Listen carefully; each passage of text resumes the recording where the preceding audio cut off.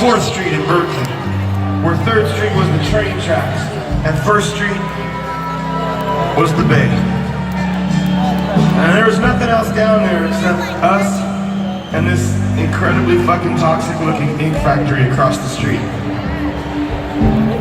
You could just see over the retaining wall from our window, and there was this huge pool of dark, I guess, ink.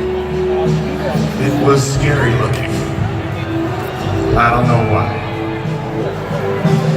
There's nothing between us and the train tracks except this empty parking lot. When this was the big train, it was the California Metro liner that ran up and down the coast 4, 5, 6 times a day into the night. And when it went by, the whole building was shaking. When the whistle blew, and then the whistle faded, it was the coolest sound I've ever heard. I mean, to this day, I don't mind trains. I love the sound of a train. Now, the warehouse itself was like this 4-story chimney. It was the size of one room, straight up. And we lived mostly on the 3rd floor. And they had installed this, I don't know how to describe it. It's this 6-foot by 6-foot metal grating that they attached about 10 feet up the wall and suspended the top of it by chains so that it hung down over our heads. And if you turn the switch below it, it would go click, click, click, and then the whole thing would burst into flames. It was like a gas fire, 6-foot square, attached to the wall. It was the single most unsafe heating system I have ever seen. I mean, who the fuck builds something like that? I will say this, I would come home from gigs completely wasted, and I love to sit in the dark in the middle of the night and just turn it on, and turn it off, and turn it on, and turn it off. I did not burn the building down.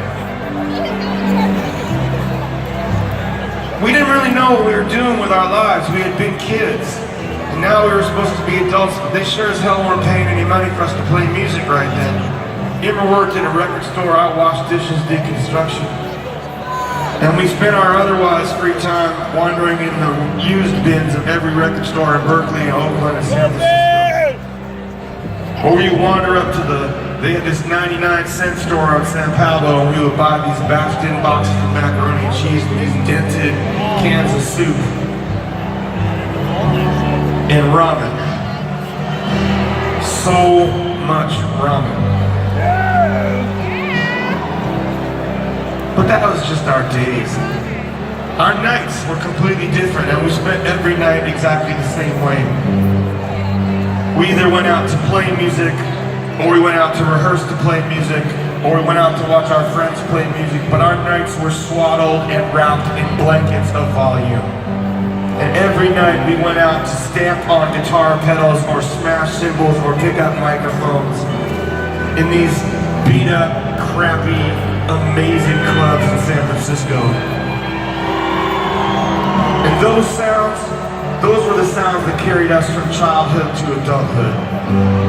The sounds of screaming guitars and the sounds of crashing drums. So every night we went out and we made the loudest sound we could possibly make. And we just hoped that somebody would notice us.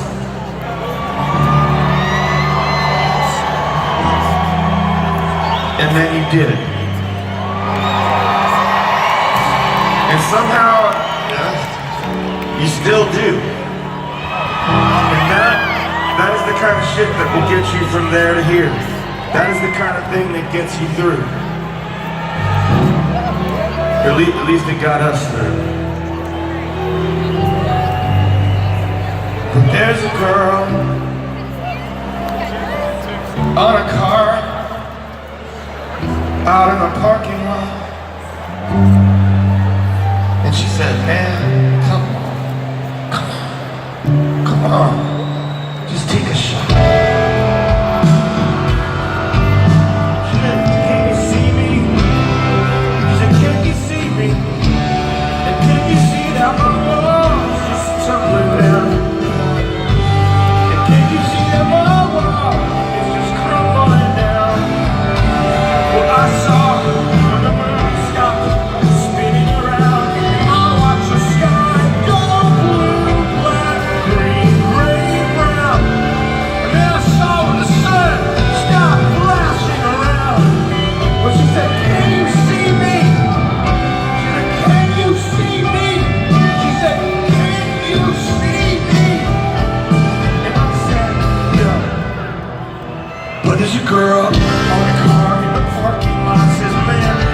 try to take a shot. Can you see how my walls crumbling?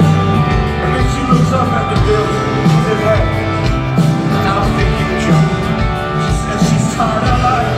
We're all sick and tired of something, but right out here, she's always on the right way. Down here, hey man, hey, I got a lot of something. Around here, we're never sense of murder.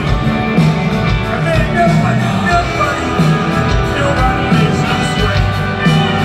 Around here, we stay up